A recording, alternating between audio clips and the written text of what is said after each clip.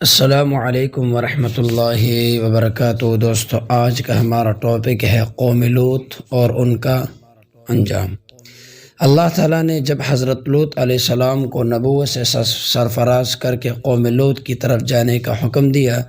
تو حضرت لوط علیہ السلام جب اس قوم کے مرکزی شہر صدوم میں آ کر ٹھہرے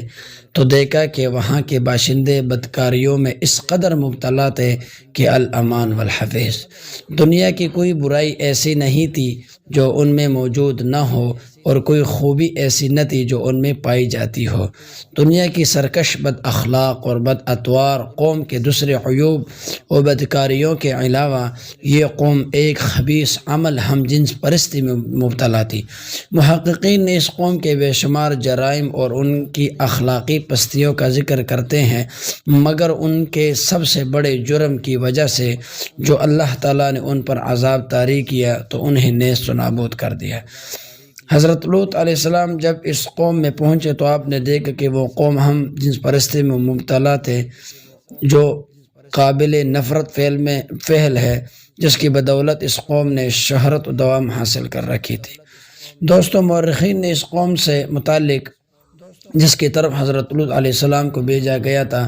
مزید لکھتے ہیں کہ یہ لوگ صرف بے حیا اور بد کردار اور بد اخلاق ہی نہ تھے، بلکہ اخلاقی پستی میں اس حد تک گر گئے تھے کہ انہیں اپنے درمیان نیک لوگوں کو رکھنا بھی گوارا نہ تھا۔ وہ بدی میں یہاں تک کہ غرق ہو چکے تھے کہ اچھے اور پاکیزہ لوگوں کو اپنے اندر رکھنا بھی پسند نہیں کرتے تھے۔ اسی بنا پر جس قوم کی اجتماعی زندگی میں پاکیزگی کا ذرا سا بھی عنصر نہ رہے، پھر اسے زمین پر زندہ رکھنے کی کوئی وجہ نہیں رہتی، اس لیے کہ سڑے ہوئے پھلوں کے ٹھوکرے میں جب تک چند اچھے پل موجود رہتے ہیں اس وقت تک تو ٹھوکرے کو رکھا جا سکتا ہے، مگر وہ پل بھی اس میں سے نکل جائے تو پھر اس ٹوکرے کا کوئی مصرف اس کے سوا نہیں رہتا کہ اسے کسی کوڑے میں الٹ دیا جائے۔ اسی قوم لوط سے متعلق محققین مزید لکھتے ہیں کہ انسان کی عام عادت یہ ہے کہ جب وہ کسی کا محتاج نہیں رہتا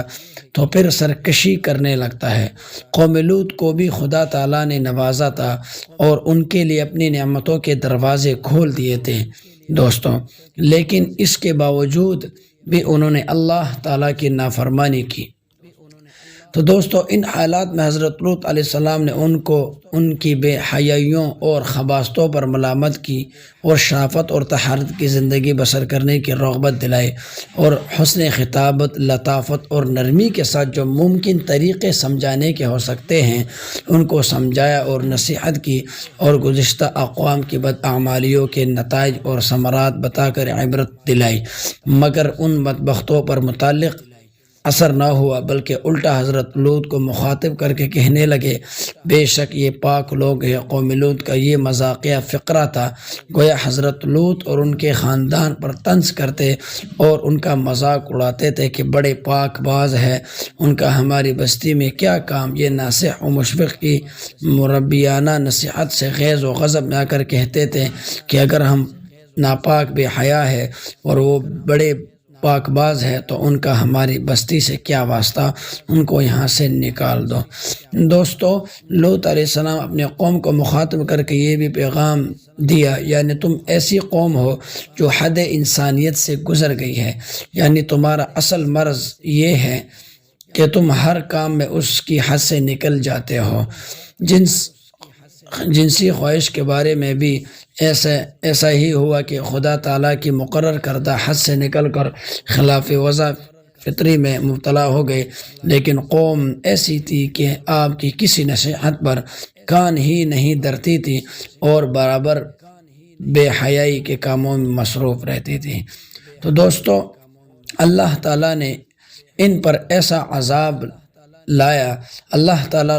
لوط علیہ السلام پر رحم فرمائے، وہ کسی مضبوط جماعت کی پناہ لینے پر مجبور ہو گئے۔ اور ترمذی میں اس کے ساتھ یہ جملہ بھی ہے کہ حضرت لوط علیہ السلام کے بعد اللہ تعالیٰ نے کوئی نبی ایسا نہیں بھیجا جس کا قبیلہ اس کا حمایتی نہ ہو۔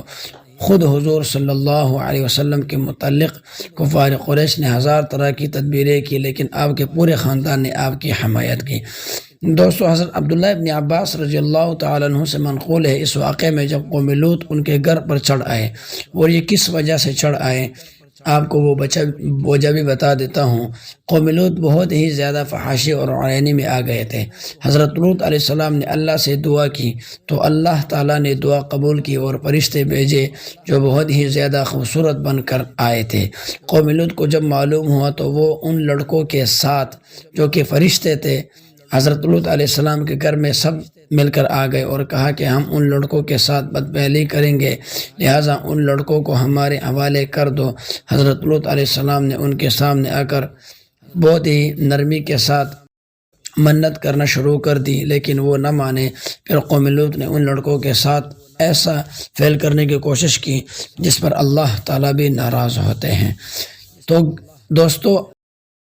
لوط علیہ السلام نے اپنے گھر کا دروازہ بند کر لیا، فرشتے بھی مکان کے اندر تھے، چنانچہ لوگوں نے دیوار باندھ کر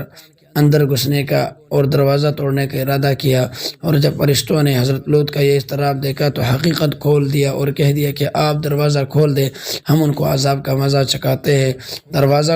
کھلا تو جبرائیل امین نے اپنے پر کا اشارہ کیا تو وہاں جمع سب لوگ اندھے ہو گئے اور بھاگنے لگے۔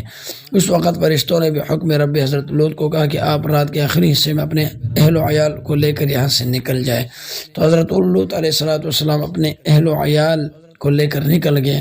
اور قوم غرق ہو گئی۔